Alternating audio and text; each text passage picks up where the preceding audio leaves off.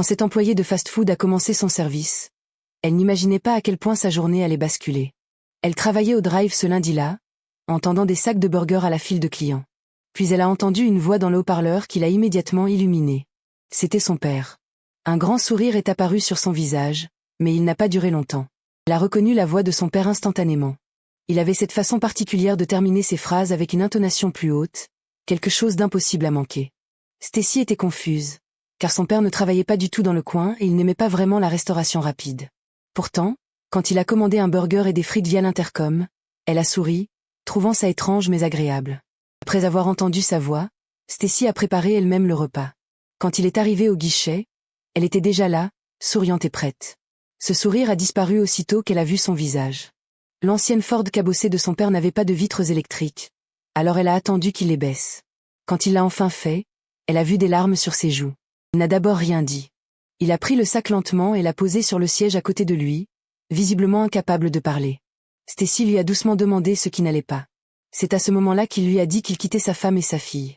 Puis il est parti, la laissant sous le choc et en larmes.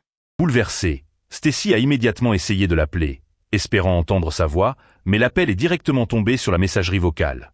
Elle a senti la panique et l'incompréhension monter, se demandant s'il l'avait bloqué. Elle est rentrée chez elle lentement, essayant de contrôler sa respiration tout le long du trajet. En arrivant, elle espérait voir son père devant la maison, prêt à dire que tout cela était une mauvaise blague. Mais ce qu'elle a trouvé était bien pire. La maison était en désordre, avec des tiroirs ouverts et des cartons à moitié remplis dans le salon. Elle a appelé sa mère, la voix tremblante, en parcourant la maison. À l'étage, elle a trouvé sa mère assise au bord du lit, tenant une photo et pleurant silencieusement. Quand Stacy a demandé si son père était passé, le regard de sa mère a tout confirmé. Elle lui a expliqué qu'il avait pris ses affaires dans la panique, emballant vêtements, objets de valeur et même des photos de famille. Il était agité et répétait qu'il partait, sans donner d'explication. Mère et fille ont éclaté en sanglots, restant ensemble dans le silence, écrasées par la situation. Dans les jours qui ont suivi, elle parlait à peine et restait à la maison, essayant de comprendre ce qui s'était passé. Quand elles ont enfin manqué de course, elles ont dû sortir. Dans le trajet vers le magasin, Stacy remarquait sans cesse une voiture noire derrière elle. Sa mère lui a demandé ce qu'elle regardait, et Stacy a expliqué que la voiture les suivait depuis le début du trajet. Elles ont fini par penser l'avoir semée, mais en rentrant chez elle, la même berline noire était déjà là, garée plus loin dans la rue, avec 2 hommes à l'intérieur. La voiture est restée stationnée pendant des heures, créant une atmosphère lourde et inquiétante.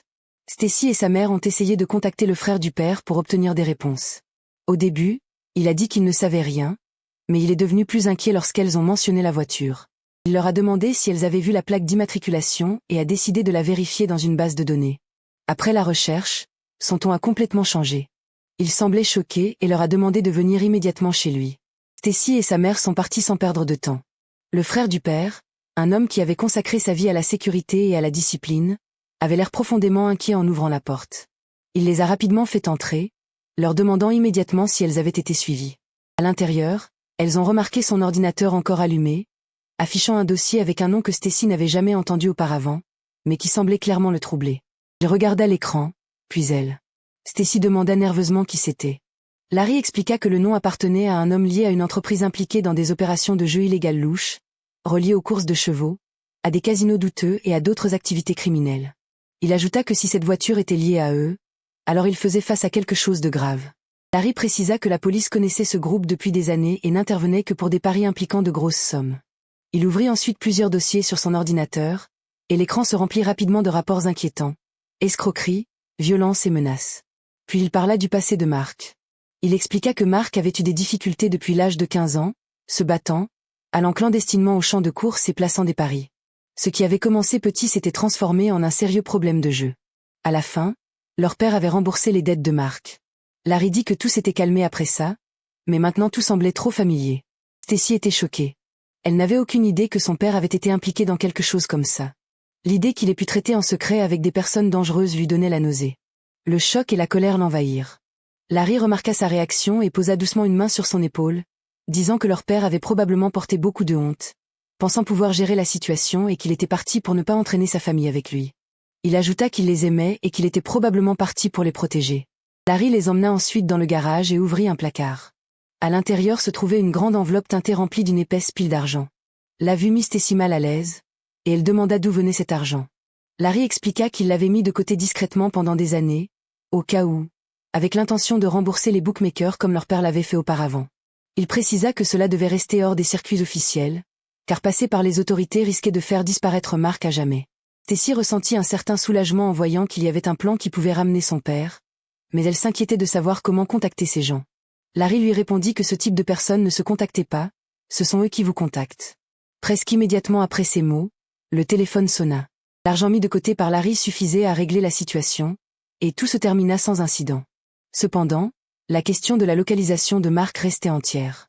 Stacy dit qu'elle était soulagée que le danger soit terminé, mais demanda où était son père et comment le retrouver. Larry attendit de s'assurer que le groupe criminel avait bien quitté la ville, disant qu'on n'était jamais trop prudent. Puis il révéla qu'il savait où se trouvait Mark et proposa de partir en voyage. Le trajet dura près de 5 heures dans le silence.